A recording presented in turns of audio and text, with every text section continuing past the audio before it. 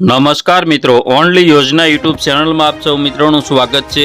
આજે તારીખ 26 જૂન 2023 આજના સવારના મહત્વના હવામાન સમાચાર જાણીશું, જેમાં ગુજરાતમાં આજથી 5 દિવસ માટે ભારે વરસાદની આગાહી કરવામાં આવી છે।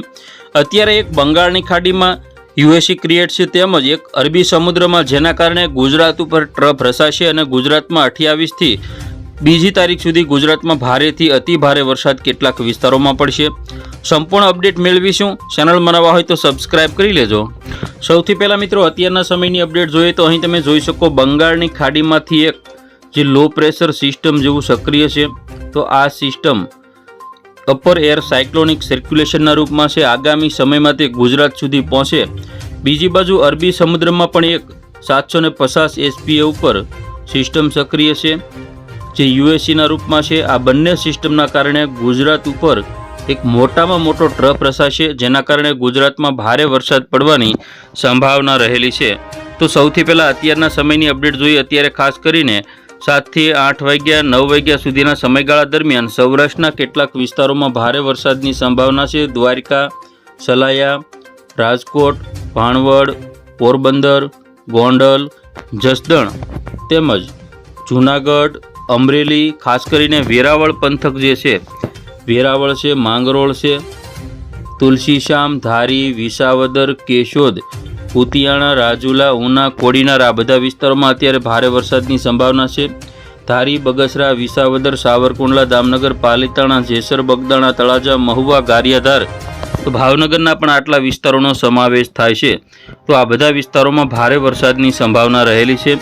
સૌરાષ્ટ્રના વિસ્તારો સિવાય દક્ષિણ ગુજરાતમાં દહેજ, ભરૂચ, કોસંબા, વંકલ, ઉમરપાડા, ડેડિયાપાડા તેમજ સુરત છે, બારડોલી, નવસારી, તાપી તેમજ બીલીમોરા, વલસાડ, વાંસદા, ભવનાથ, અંબોશી, સાપુતારા અને ડાંગ, તો આ બધા વિસ્તારોમાં અને વાપી સુધીના વિસ્તારોમાં અત્યારે વરસાદની સંભાવના છે। તો મધ્ય ગુજરાતના જે દાહોદ, ગોધરા પંથક છે, તેમાં પણ વરસાદની સંભાવના છે। આજે સાંજની અપડેટ જોઈએ તો મોટાભાગના સૌરાષ્ટ્રના વિસ્તારોની અંદર દેવભૂમિ દ્વારકા જિલ્લો, જામનગર જિલ્લો, રાજકોટ જિલ્લો, મોરબી જિલ્લો, સુરેન્દ્રનગર, બોટાદ અને ભાવનગર, અમરેલીના ઘણા વિસ્તારો તેમજ ગીર સોમનાથ, જૂનાગઢ, પોરબંદર, તો આ સૌરાષ્ટ્રના તમામ ભાગોમાં ભારે વરસાદ જોવા મળશે। વડોદરા, નર્મદા તેમજ સુરત, ભરૂચ, વલસાડ, નવસારી, ડાંગ, તાપી, દક્ષિણ ગુજરાતના પણ આટલા વિસ્તારોમાં વરસાદની સંભાવના છે। તો દાહોદ છે, અરવલ્લી, મહીસાગર, મહેસાણા, અમદાવાદ, ગાંધીનગર, ખેડા, આણંદ તેમજ બનાસકાંઠા, સાબરકાંઠા, પાટણ અને મહેસાણા આ બધા વિસ્તારોમાં પણ વરસાદની સંભાવના રહેલી છે। હવે મિત્રો જોઈએ આપણે 27 તારીખ એટલે કે આવતીકાલની અપડેટ। તો આવતીકાલે કચ્છના પણ કેટલાક વિસ્તારો છે, જેની અંદર હળવાથી મધ્યમ વરસાદી ઝાપટા જોવા મળશે। તો ઉત્તર ગુજરાતના જે આ બધા વિસ્તારો છે, તેમાં પણ હળવાથી મધ્યમ વરસાદની સંભાવના છે। સૌરાષ્ટ્રના જે આ વિસ્તારો છે, તેમાં ભારે વરસાદની સંભાવના દેવભૂમિ દ્વારકા, જામનગર, મોરબી, રાજકોટ, સુરેન્દ્રનગર, બોટાદ, ભાવનગર, અમરેલી, ગીર સોમનાથ, જૂનાગઢ અને પોરબંદર આ બધા વિસ્તારોમાં સંભાવના રહેલી છે। તો મધ્ય ગુજરાતની વાત કરીએ, અમદાવાદ, ગાંધીનગર, ખેડા, આણંદ, વડોદરા, છોટાઉદેપુર, દાહોદ, ગોધરા, મહીસાગર તેમજ આજુબાજુના તમામ વિસ્તારો, દક્ષિણ ગુજરાતમાં ભરૂચથી લઈ સુરત, વલસાડ, નવસારી, ડાંગ, તાપી આ બધા વિસ્તારો અને ઉત્તર ગુજરાતમાં સાબરકાંઠા છે, પાટણ છે, મહેસાણા છે, બનાસકાંઠા, અરવલ્લી આ વિસ્તારોમાં વરસાદની સંભાવના રહેલી છે। હવે મિત્રો 28 તારીખની પણ વાત કરીએ તો 28 તારીખમાં પણ સમગ્ર ગુજરાતના જે વિસ્તારો છે, તેમાં ભારેથી અતિભારે વરસાદ કેટલાક વિસ્તારોમાં પડી શકે। આગામી સમયમાં સિસ્ટમ એટલે કે લો પ્રેશર સિસ્ટમ જે બંગાળની ખાડીમાંથી બની અને 29-30 તારીખમાં આ રીતે ગુજરાત સુધી પહોંચે, તો ગુજરાતમાં ઘણા બધા વિસ્તારોમાં ભારે વરસાદ પડી શકે। ગુજરાતમાં મોટામાં મોટો અત્યારે વરસાદી રાઉન્ડ આવી રહ્યો છે। જે પણ ખેડૂતોએ ગુજરાતમાં અત્યારે મોટામાં મોટો વરસાદી રાઉન્ડ આવી રહ્યો છે। ખાસ 29-30 તારીખમાં વરસાદ પડશે।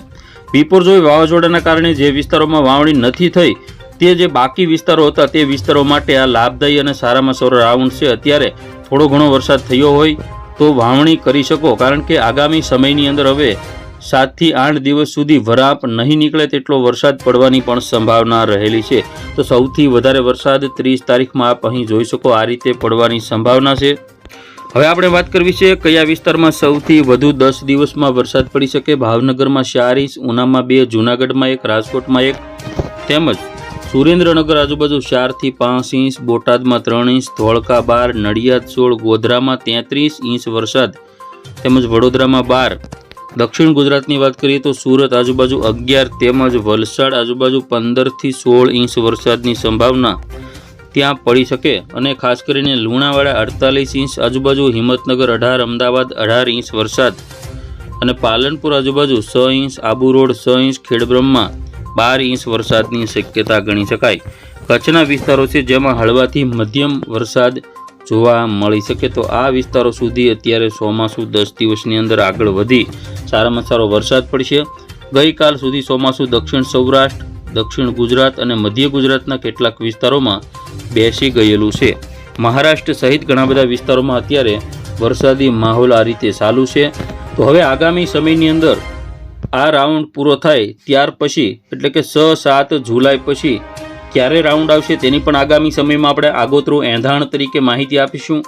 અત્યારે હાલ ડેઇલી આપણે દિવસની અંદર 3 થી 4 વખત જે મોડલોની અંદર જે અપડેટ આવે છે તેમાંથી 1-2 અપડેટ આપના સુધી પહોંચાડીએ છીએ.